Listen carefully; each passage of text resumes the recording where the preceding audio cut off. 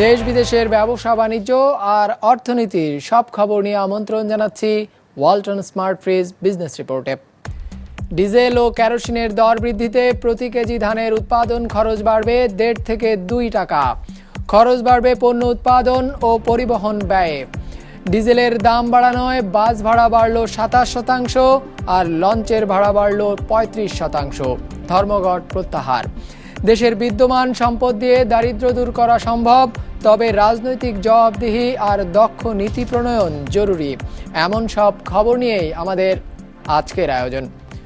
Diesel ও কেরোসিনের দাম বৃদ্ধিতে ধানের উৎপাদনের ব্যয় কেজি প্রতি 1.5 থেকে 2 টাকা বেড়ে যেতে পারে বলে মনে করছেন অর্থনীতিবিদরা। অস্বাভাবিক হারে বাড়বে অন্য সব পণ্যের উৎপাদন ও পরিবহন ব্যয়। সব মিলে বাড়তে থাকা মূল্যস্ফীতি সামনের দিনে নিয়ন্ত্রণে রাখা কঠিন হয়ে পড়বে। চাপ বাড়বে সাধারণ মানুষের ক্রয় ক্ষমতায়।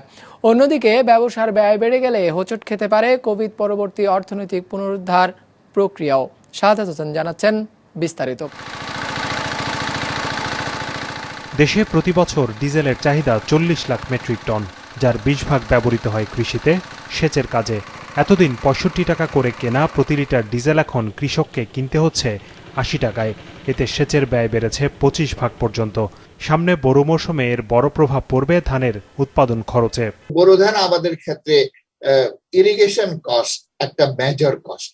পানি সেচের খরচের সঙ্গে ভূমি কর্ষণের খরচ আছে, সেগুলো বাদলে 15 থেকে 20% তো অবশ্যই বৃদ্ধি পাবে। তাতে করে আমাদের ধান উৎপাদনের ক্ষেত্রে প্রায় প্রতি কেজিতে 1.5 থেকে 2 টাকা খরচ বৃদ্ধি পাবে। শুধু উৎপাদন ব্যয়ই নয়, তেলের দাম সমন্বয়ের কারণে কৃষিপণ্যের বাজারজাতকরণেও ব্যয় বাড়বে। কেননা ডিজেলের মোট চাহিদার 72 ভাগই ব্যবহৃত হয় পরিবহন খাতে। যাত্রীবাহী পরিবহন ছাড়াও যার বড় অংশ যায় ট্রাক, কাভার্ড ভ্যান সহ পণ্য পরিবাহী যানবাহনে। এর প্রভাব পড়বে শিল্পের কাঁচামাল এবং তৈরি পণ্যের পরিবহন খরচেও।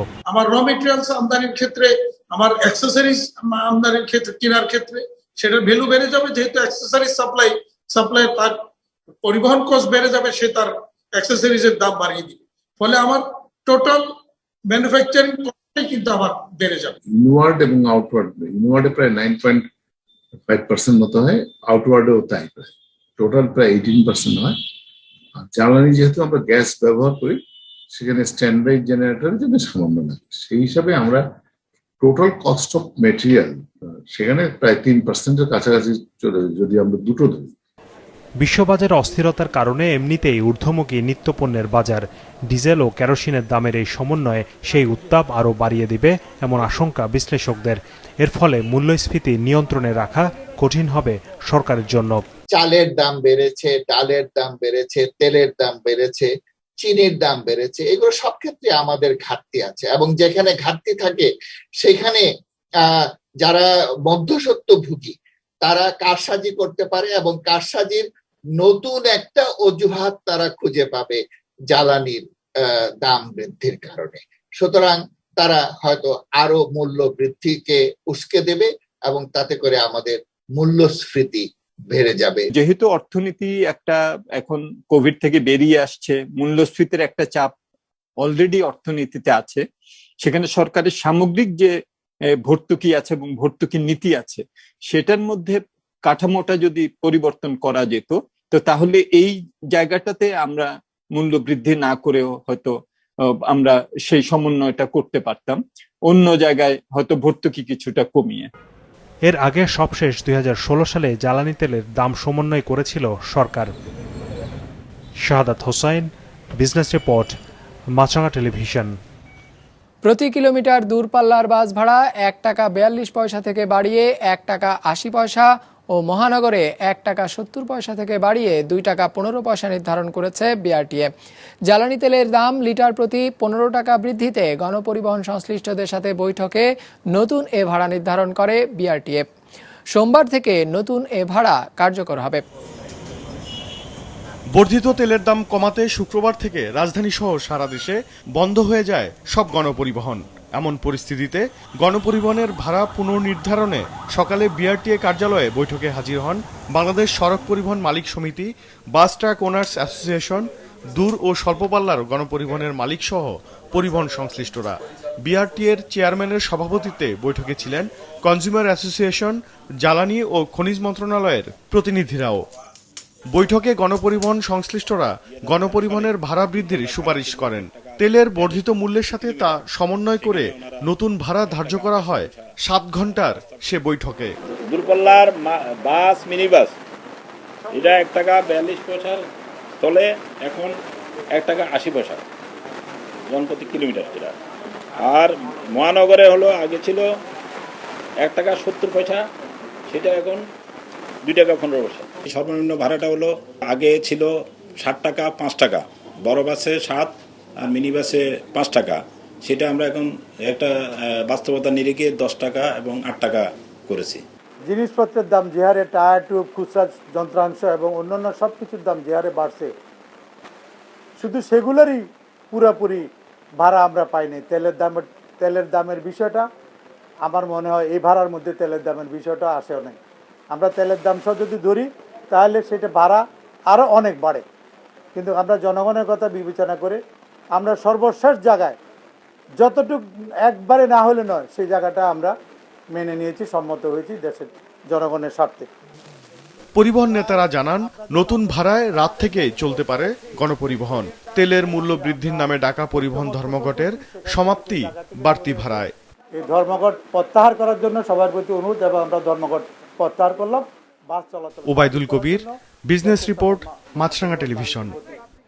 এদিকে লঞ্চ ভাড়া প্রতি কিলোমিটারে 60 পয়সা বাড়িয়ে 2 টাকা 30 পয়সা নির্ধারণ করেছে বাংলাদেশ অভ্যন্তরীণ নৌ পরিবহন কর্তৃপক্ষ।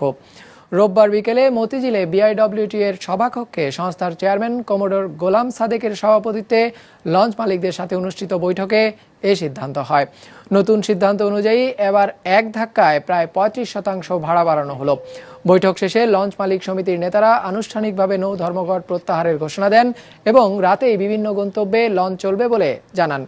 বৈঠকের শুরুতে লঞ্চ মালিক সমিতি প্রতি কিলোমিটারে 3 টাকা 11 পয়সা ভাড়া নির্ধারণের প্রস্তাব দেয়, তবে বিআইডব্লিউটিএ এতে রাজি না হয়ে 2 টাকা 19 পয়সা ভাড়া নির্ধারণের পাল্টা প্রস্তাব দেয়।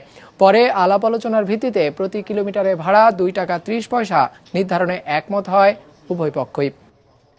অন্যদিকে জ্বালানি তেলের বর্ধিত মূল্য প্রতি লিটারে 15 টাকা প্রত্যাহার সহ 3 দফা দাবি পূরণ না হওয়া পর্যন্ত সারা দেশে পণ্য পরিবহন যান অনির্দিষ্টকালের জন্য বন্ধ থাকবে বলে ঘোষণা দিয়েছে Bangladesh covered van truck prime movers পণ্য পরিবহন মালিক অ্যাসোসিয়েশন। রোববার তেজগাঁওয়ে ট্রাক স্ট্যান্ডে এক সংবাদ সম্মেলনে এ ঘোষণা দেন তারা।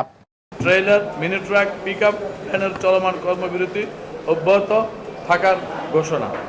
এই 3 দফা দাবি পূরণ না করা পর্যন্ত সারা দেশে পণ্য পরিবহন যান অনির্দিষ্টকালের জন্য বন্ধ থাকবে। 15 টাকা প্রতি লিটারে বর্ধিত হওয়ার কারণে যে খরচ তাদের দাঁড়িয়েছে, মালিকদের গাড়ির ব্যয়, পরিচালনা ব্যয়, সেটা করে কোনোভাবেই লাভবান হওয়া তো দূরের কথা, নিজের লোকসান গুনতেছে। বিদ্যমান সম্পদ ব্যবহার করেই দেশ থেকে দারিদ্র্য দূর করা সম্ভব, তবে সেজন্য প্রয়োজন সঠিক লক্ষ্য নির্ধারণ আর তার বাস্তবায়ন। বিশিষ্ট অর্থনীতিবিদ ওয়াহিদুদ্দিন মাহমুদ বলছেন, জবাবদিহিতার কাঠামো আর কর্তব্যপরায়ণ সরকার না থাকলে অর্থনীতির প্রবৃদ্ধি দীর্ঘমেয়াদে টেকসই হয় না। রোববার বিআইডিএস এর গণবক্তৃতায় অংশ নিয়ে তিনি এই পরামর্শ দেন। দারিদ্রতা একজন মানুষের দুর্ভাগ্য মাত্র, তাই এর বৃত্ত থেকে দরিদ্র জনগোষ্ঠীকে বের করে আনার নৈতিক দায়িত্ব সমাজের। কিন্তু সমাজ কি তা পারছে বা করছে? উত্তর না। কিন্তু অর্থনীতি বলছে তা সম্ভব। কিভাবে, তাই বাতলে দিলেন দেশ বরেণ্য অর্থনীতিবিদ Wahiduddin Mahmud. Poverty in a market economy may simply result from economic failure due to bad luck. We call it the destiny risk. So that society has a moral duty to provide insurance for such failure. No country is so poor that it does not have the means to provide for the basic well-being of its entire population, provided it has the political will. সেই সদিচ্ছার জন্য একটি কর্তব্যপরায়ণ আর জবাবদিহিমূলক শাসন ব্যবস্থার বিকল্প দেখেন না অধ্যাপক ওয়াহিদ। তার মতে, জবাবদিহিতা নিশ্চিত হবে প্রাতিষ্ঠানিক কাঠামো শক্তিশালী হলে, আর সরকার তখন কর্তব্যপরায়ণ হবে যখন সে নৈতিক হবে তার কাজে। যেসব দেশেই আমরা টেকসই দীর্ঘস্থায়ী উচ্চহারে প্রবৃদ্ধি দেখেছি, সেই দেশগুলোর শাসন ব্যবস্থার মধ্যে একটা জিনিস দেখেছি কমন, সব জায়গাতেই আছে, সেটা হলো সর্বস্তরে শাসন ব্যবস্থার মধ্যে একটা কার্যকর জবাবদিহির কাঠামো। অন্য যেসব প্রবৃদ্ধির উপকরণ যেমন দক্ষতা, আইনের শাসন, ব্যক্তি ও গোষ্ঠীর স্বার্থের তুলনায় জনসেবাকে অগ্রাধিকার দেওয়া, এই সব কিছুর পেছনেই কিন্তু কাজ করে এই মূল জিনিস, যেটা জবাবদিহিতা। তবে প্রাতিষ্ঠানিক কাঠামো দুর্বল হলেও স্বাধীন গণমাধ্যম ও সক্রিয় নাগরিক সমাজ শাসন ব্যবস্থার জবাবদিহিতা নিশ্চিতে বড় অবদান রাখতে পারে বলে উল্লেখ করেন ডক্টর ওয়াহিদুদ্দিন মাহমুদ তার এই গণবক্তৃতায়। সৌরভ রহমান, বিজনেস রিপোর্ট, মাছরাঙা টেলিভিশন। প্রণোদনার ঋণ প্রাপ্তিতে সবচেয়ে পিছিয়ে রয়েছে কুটির ও অতি ক্ষুদ্র ব্যবসা প্রতিষ্ঠান সহ নারী উদ্যোক্তারা। অর্থ ছাড়ের জটিল প্রক্রিয়াকে এর অন্যতম কারণ হিসেবে দেখছেন বিশ্লেষকরা। রোববার centre for policy dialogue, CPD এবং দ্য এশিয়া ফাউন্ডেশন আয়োজিত কর্মশালায় এসব কথা উঠে আসে, যেখানে অংশ নিয়ে স্থানীয় সরকার, পল্লী উন্নয়ন ও সমবায় মন্ত্রী জানান, প্রণোদনার ঋণ দেওয়ার ক্ষেত্রে ট্রেড লাইসেন্সের বাধ্যবাধকতা দূর করা যায় কিনা সেই ভাবনা রয়েছে সরকারের। ইমতিয়াজ হাসানের রিপোর্ট। করোনা মহামারীতে ব্যবসা হুমকিতে পড়ে কুটির সহ ক্ষুদ্র ও মাঝারি শিল্প উদ্যোক্তাদের। চ্যালেঞ্জ কাটিয়ে উঠতে তাদের জন্য 20,000 কোটি টাকা প্রণোদনা ঋণ ঘোষণা করে সরকার, যার সুফল সেভাবে পাননি প্রান্তিক উদ্যোক্তারা। গবেষণা সংস্থা সিপিডি বলছে, 2020 সালে প্রদানকৃত প্রণোদনা ঋণের 1/4-ও কম গেছে কুটির শিল্পের উদ্যোক্তাদের হাতে। অতি ক্ষুদ্র উদ্যোক্তাদের হাতে পৌঁছেছে 12.4 ভাগ। বিশ্লেষকরা বলছেন, সরকারি এই সহযোগিতা পাওয়ার ক্ষেত্রে সবচেয়ে পিছিয়ে রয়েছেন নারী উদ্যোক্তারা। অতি ক্ষুদ্র যারা, তারা তো আসলে অনেকটাই অনানুষ্ঠানিকভাবে এই ব্যবসাগুলি পরিচালনা করে থাকে, এবং তাদের জন্য যেটা দরকার ছিল যে কোভিডের সময় খুব দ্রুত একটা অর্থ পাওয়া খুব সহজ শর্তে, সেটি কিন্তু তারা পায়নি। রোববার এক কর্মশালায় সিপিডি জানায়, প্রণোদনা ঋণ দেওয়ার ক্ষেত্রে যেসব আনুষ্ঠানিকতা অনুসরণ করা হয় সেগুলো ক্ষুদ্র উদ্যোক্তা বান্ধব নয়। ঘাটতি রয়েছে সারা দেশে ছড়িয়ে ছিটিয়ে থাকা উদ্যোক্তাদের হালনাগাদ তথ্যেরও। এমন অবস্থায় প্রণোদনার অর্থ ছাড়ের ক্ষেত্রে গতানুগতিক পদ্ধতি থেকে বেরিয়ে আসার পরামর্শ বিশ্লেষকদের। লোনটা হয়তো তারা নিতে পারছেন, কিন্তু লোনটা নেওয়ার পরে ইনস্টলমেন্ট দেওয়ার একটা প্রেশার তারা পড়ে যাচ্ছেন, যার কারণে তারা ইন্টারেস্ট ফিল করছেন না সেই লোনটা নেওয়ার। 2 ইয়ার্স আমাদের জন্য এনাফ না, যতটুকু টাইম আরেকটু বাড়িয়ে দিতে পারলে তাহলে তাদের মান্থলি যেই ইনস্টলমেন্টটা আসে সেটা তাদের সহনীয় পর্যায়ে হবে। We need updated information, but we don't have updated information. Under traditional system, it is very difficult to reach small, micro and women entrepreneurs. সামনের দিনে প্রণোদনার অর্থ ছাড়ের প্রক্রিয়াকে আরো সহজ করার চিন্তা রয়েছে সরকারেরও। হ্যারাসমেন্ট, ঘোরানো, যেটার ব্যাপারে মারাত্মক কমপ্লেইন ছিল। ভালো উদ্যোক্তা, সে হয়তো আরেক জায়গা থেকে লোনটা পেত, কিন্তু ব্যাংক তাকে বারবার বলছে যে সে লোনটা পাবে, আজকে এই কাগজ, কালকে এই কাগজ, এইগুলা করা যাবে না। এই কারণে আমরা রুলস দিয়ে দিয়েছি, আমাদের যারা পার্টনার ব্যাংক তারা 2 সপ্তাহের মধ্যে ব্যাংকের অ্যাপ্লিকেন্টকে জানাবে সে লোনটা পাবে কি পাবে না। Bangladesh Bank has decided to provide a total 2% incentive facility at the rate of 1% to each bank and financial institutions at customer level. This facility is applicable against loans and investments disbursement from July 2021 to December 31st, 2024. And it will really work for the entrepreneurs, especially for the women. About the trade license, it is noticed to me earlier. So I am also concerned, but actually as much as possible we are making it easier. Digital area plan করতেছি, সেটার মধ্যে আমি বলছি mix আপনার livelihood হবে। Mix বলতে আপনি আপনার ঘরে বসে একটা রুমের মধ্যে আপনি ইমেল করেসপন্ডেন্স করলেন, একটা ট্রেড অ্যান্ড কমার্স করলেন, এখান থেকে জার্মানি থেকে কিনলেন, সুইজারল্যান্ডে বিক্রি করলেন। তো এটার জন্য আমাকে মতিঝিলে অফিস করতে হবে, ইজ নট নেসেসারি। কোভিড উত্তরণে নীতিমালা গ্রহণের ক্ষেত্রে অংশীজনদের পরামর্শ বিবেচনায় রাখার আশ্বাস দিয়েছেন মন্ত্রী। ইমতিয়াজ হাসান, বিজনেস রিপোর্ট, মাছরাঙা টেলিভিশন।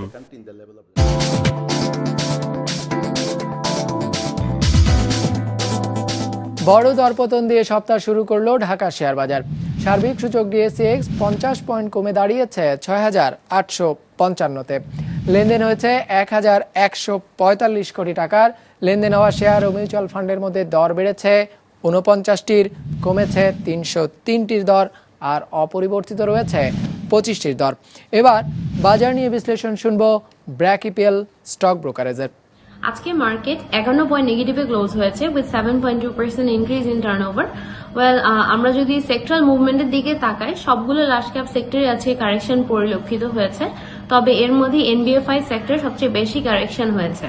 এখন আমরা যদি টার্নওভার বেসিসে সেক্টরগুলোর দিকে তাকাই, সবচেয়ে বেশি টার্নওভার জেনারেট করেছে textile sector, followed by banking sector. এবং স্টক বেসিসে টপ টার্নওভারের চার্টের দিকে তাকালে দেখব যে বেক্সিমকো সবচেয়ে বেশি টার্নওভার জেনারেট করেছে এবং দ্বিতীয় তৃতীয় অবস্থানে রয়েছে এনআরবিসি ব্যাংক ও আলিফ। দর্শক, আমাদের যে কোনো পর্ব নিজেদের সুবিধাজনক সময়ে দেখতে সাবস্ক্রাইব করুন বিজনেস রিপোর্টের অফিসিয়াল ইউটিউব চ্যানেল।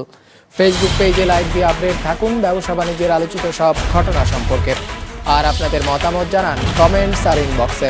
আজ এটুকুই, বিদায় নিচ্ছি, ভালো থাকবেন।